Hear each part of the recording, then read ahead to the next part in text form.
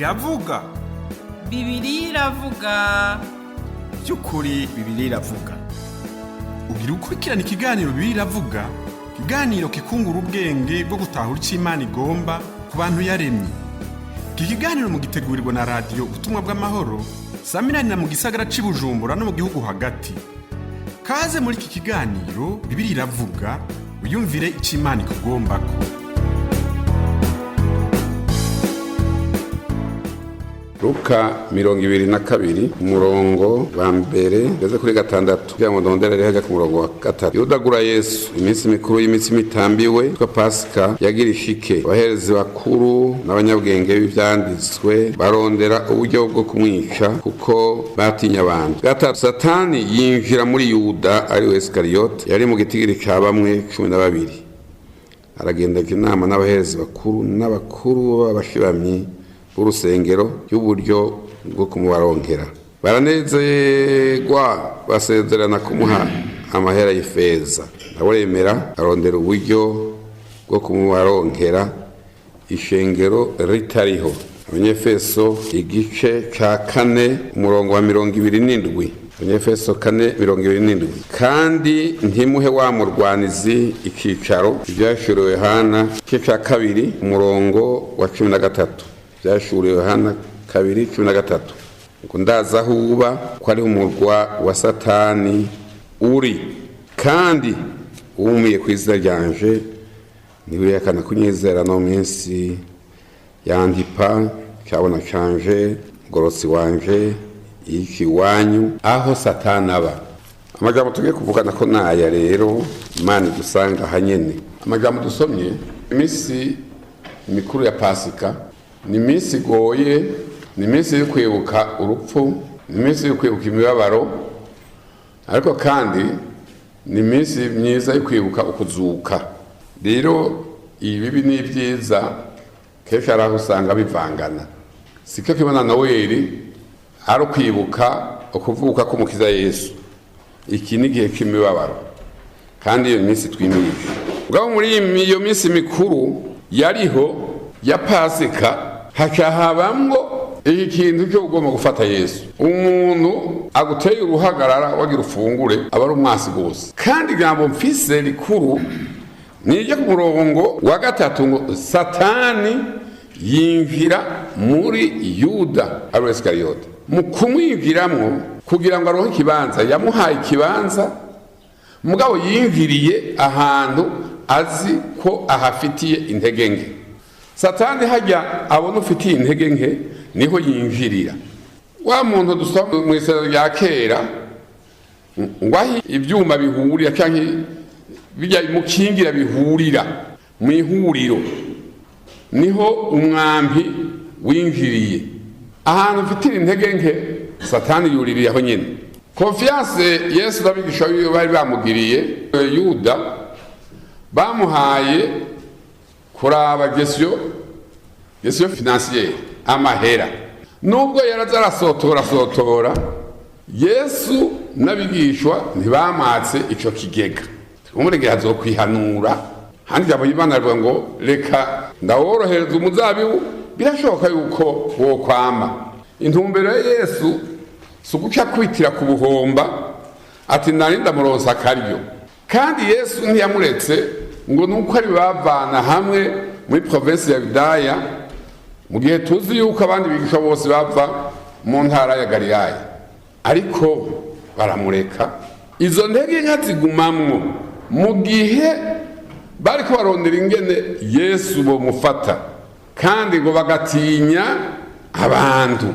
Satani araraba akayingira muri Yuda, mugabo aza kumupompamwo agatima ko gukunda amahera, yingirira hajya nyene. Kwazi yuko akunda amahera arayagendana, umuvuko w'intumwa ni wawufise, yamenyeye gusotora. Nta mareproche yabayeho, nta tubona yanditswe nawe yaraye nta byanditswe, mugabo akayurira ngaho nyene. Arumva ko bamurondera, aragenda ati none ko muramurondera jewe no mubarongera. Bati cyo nicyo twarondera, mbere twuguha amahera bikabikubitira ku mutima w'icyo akunda ati ibintu bibaye pozitifu, hanyuma barasezerana. Amahera bamuhaye byanditswe muri Zekariya, byari byaranditswe ko azobajya nyine, kuko nta kibaho Imana itakizi.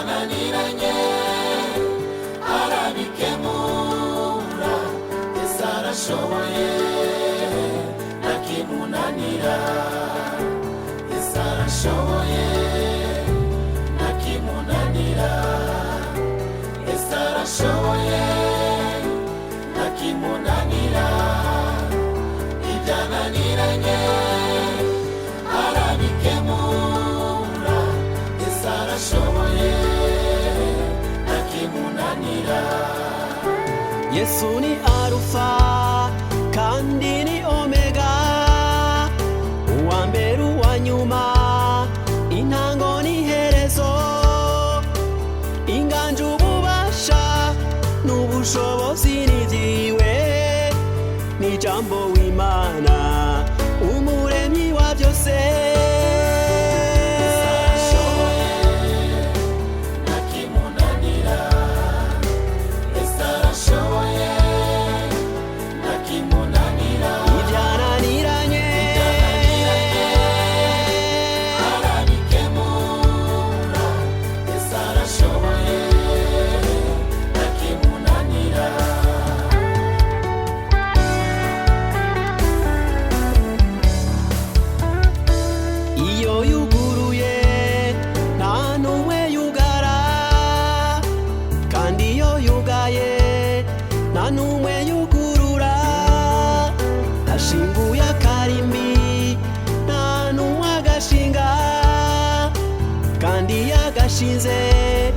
Nta n'umwe agashingura, ijambo rya nyuma niwe arifise, iyo afashe ingingo nta n'umwe asubizayo.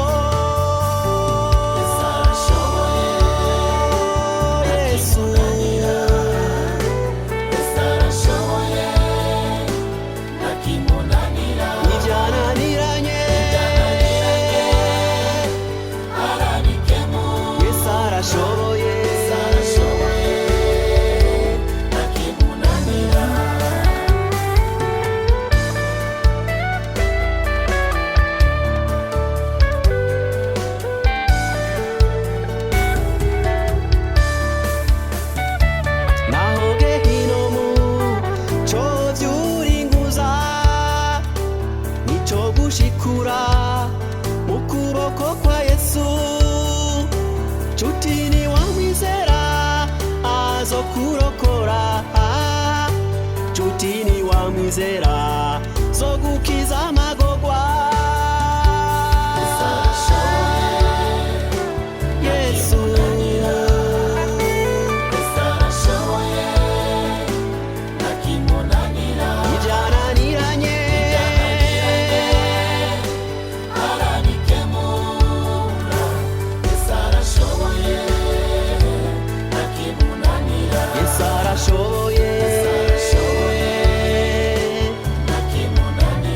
Sara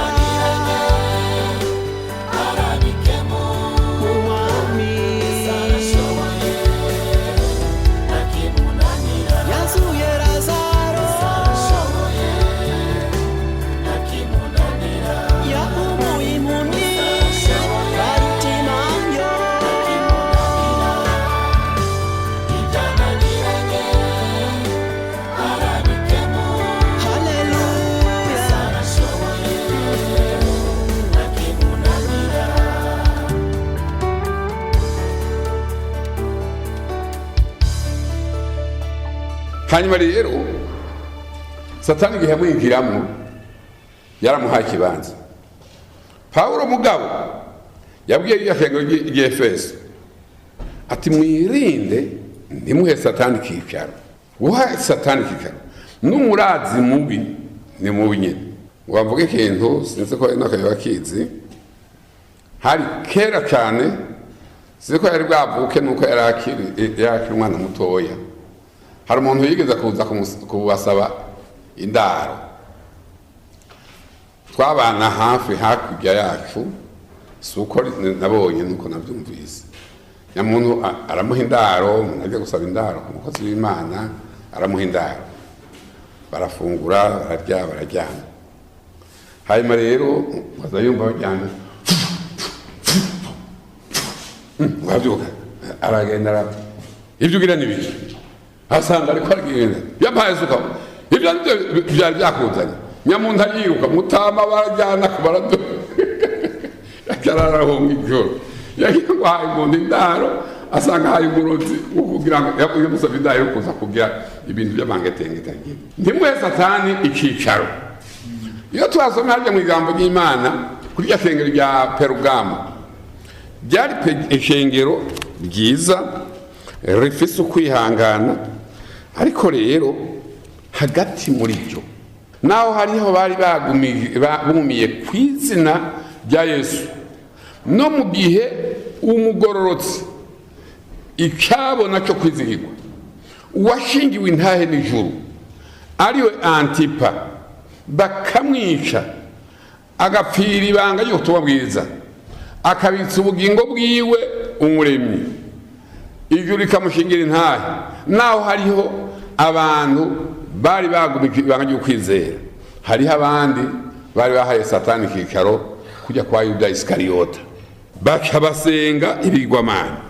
Bavuze ibigwamana bine basenga, barasenga Zeus, barasenga Athena, barasenga Dionysos, n'igwamana kitwa Asclepios. Ibyo bigwamana bine byari hajya mu ishengero ry'Iperugamo, bari bahaye ikibanza satani kujya kwa Yuda Iskariyota. Ikibanza bamuhaye satani ntibamuretse ngo agume impagarara, ahubwo bakiye bamuha ikicaro. Si ikicaro gusa, bakaba mwita umwami. Bibiliya yatubariye ngo ndazi ko umugwa wa satani, umugwa ni kirimba cy'umwami. Bakiye bamuha intebe aricara aratsimbatana.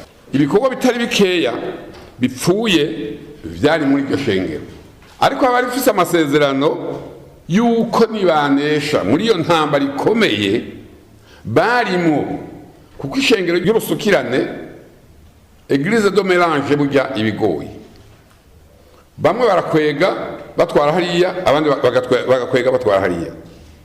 Nari nzi umukozi w'Imana umwe, yari umuntu w'imbwemu, yari umuntu yereka ibitari bikeya, mbere nk'umuntu amuvuze nabi, haraho yazamo amona mu gitondo agira ati naraye ntasinziye mukozi w'Imana gusabye mbabarire kuko narakuvuze nabi mw'ijoro ntambura amahoro, none ndagusabye mbabarire.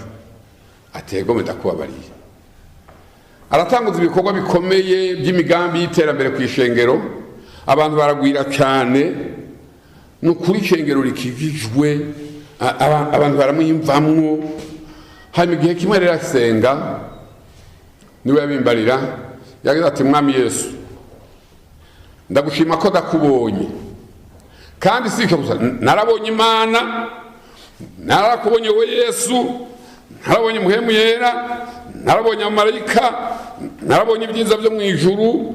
Ijuru ni ryiza cyane, ariko rero hari icyo ntarabona. Nagomba ndagusabe unyereke satani nawe. Ati ngomba ndakubwira igihe kimwe nari njyamye mu ijoro, nzaba nakoroke ahantu h'umwijima mwinshi w'igitangaza. Munyamwijima ndabona hajuruntu vyinyo vyera giteye ubwoba, ndaraba iyo kigera ndahabura, ivyiso bivyo binkanuriye biza kimwe kuma kumfata, ndabura iyo gihagaze, aha ndabura iyo kigera, aha ndabura iyo kigera, ngenda ngora gukoma induru.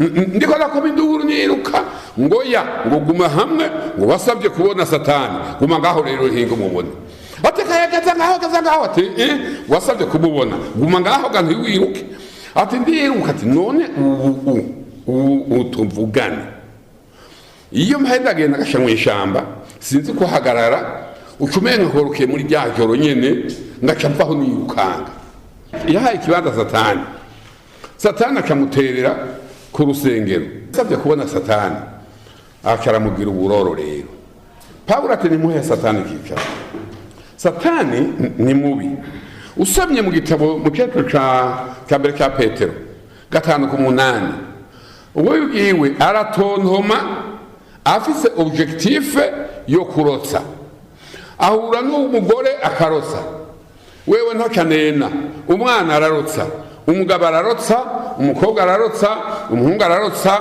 umunyacyubahiro ararotsa nyarucara ararotsa umutunzi ararotsa umukene ararotsa uwuvyibusha ararotsa udaduse ko bagira ngo agafiriti akarotsa naho yoba arinde umuntu umwe ariko arasenga abona satani ariko arakwega abantu abakura mu ishengero mu gukwega agahera kuri altari asohora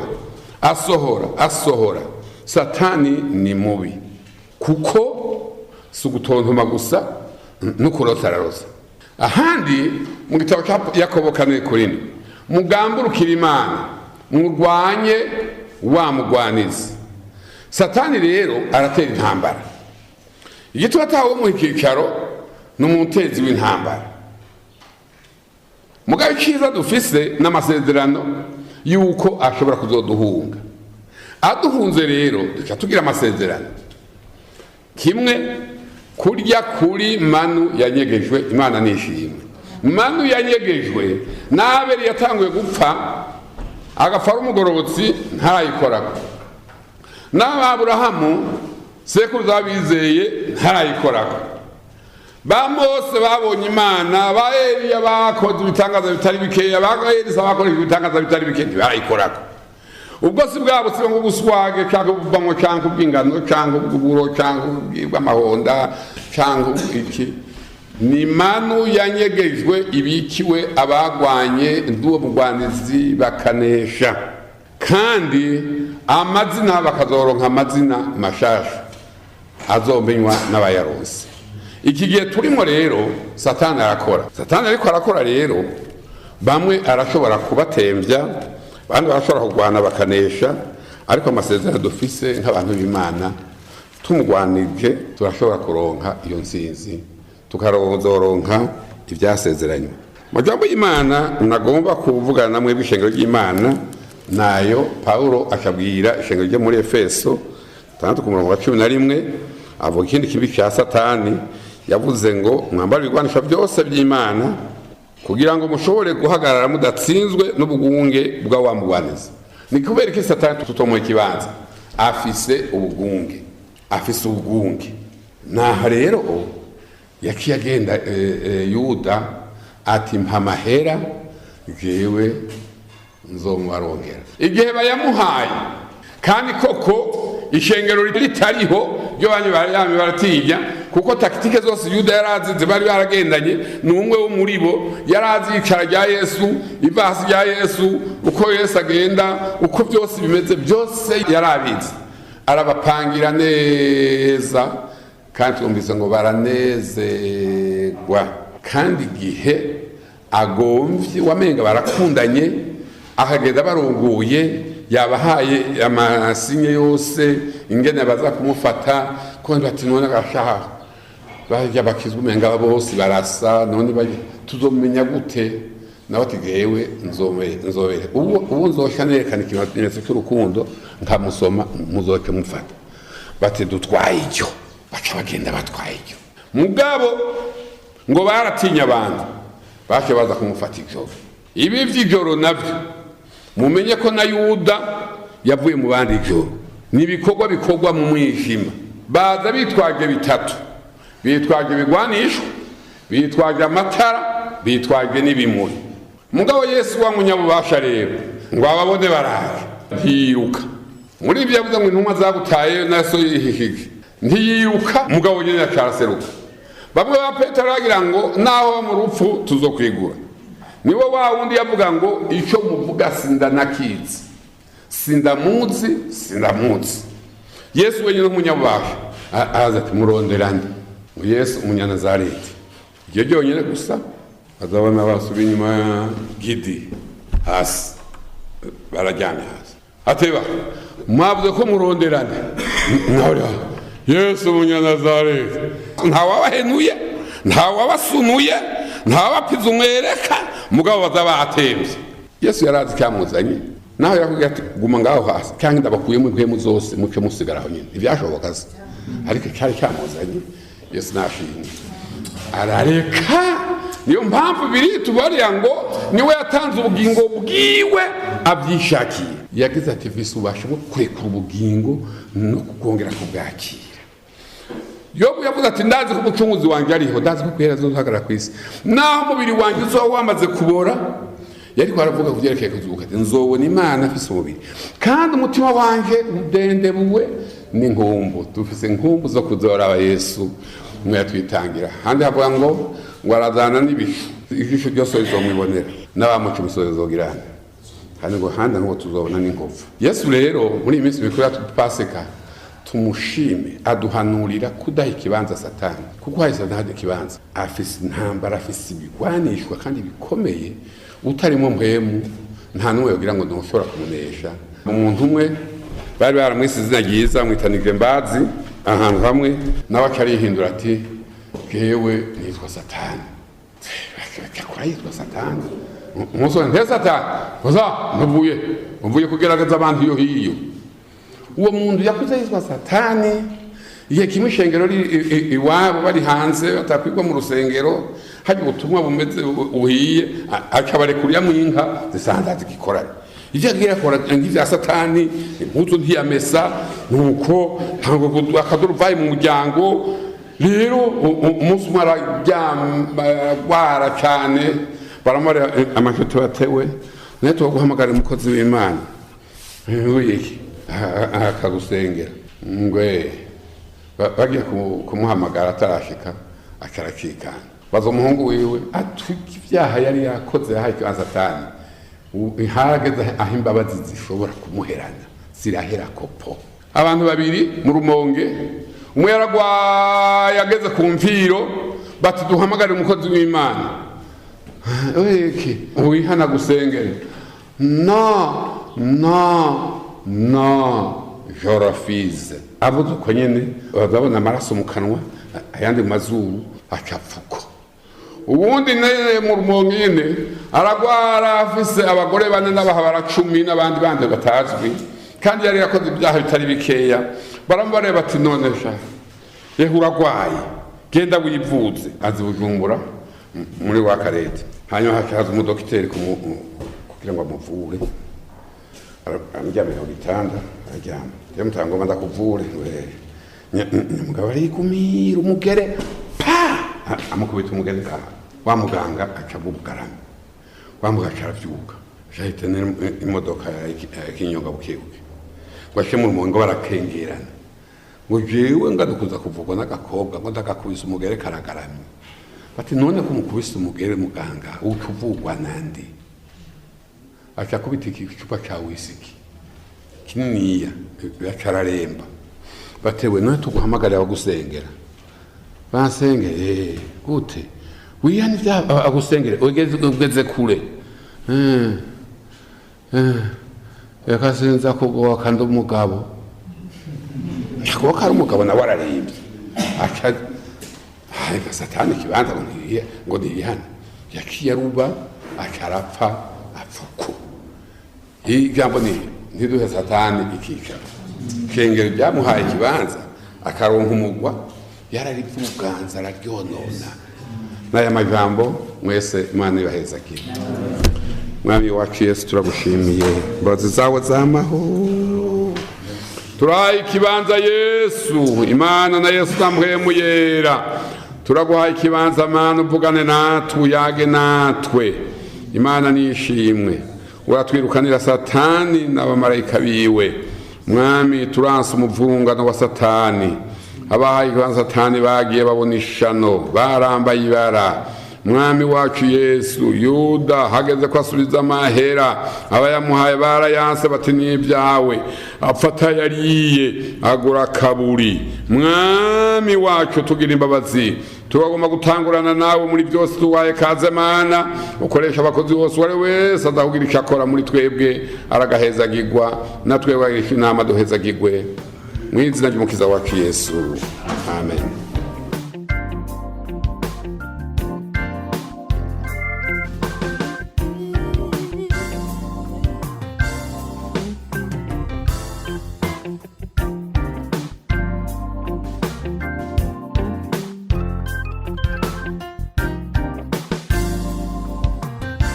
Mana yacu, urukundo rwawe, yacu, urukundo rwawe, Mana yacu, urukundo rwawe, turiho,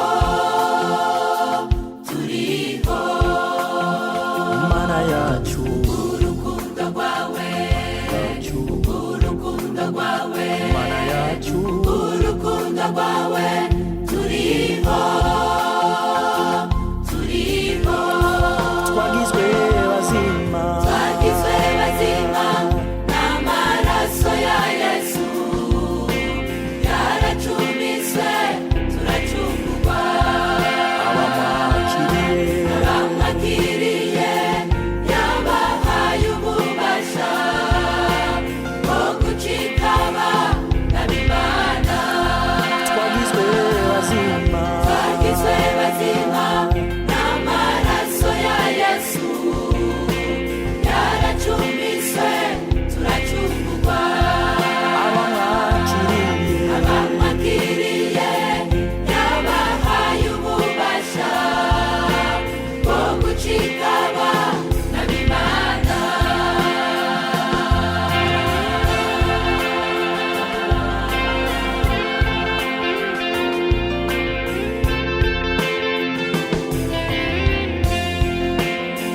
kutimanyu, Mwana wawe ukunda, manyu, mwana wawe ukunda, ijuru, turiduhamukiza ku buntu,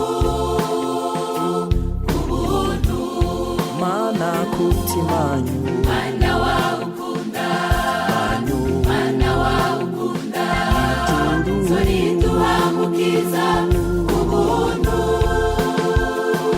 ku buntu.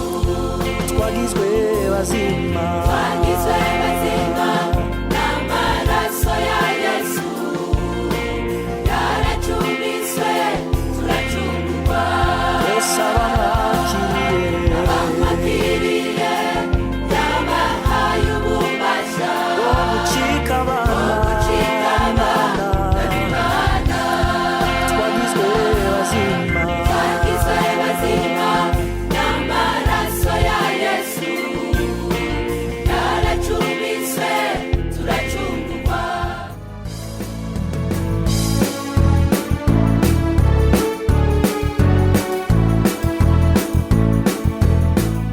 mukunzi wahisemwo kubana natwe muri iki kiganiro Bibiliya iravuga, turagushimiye.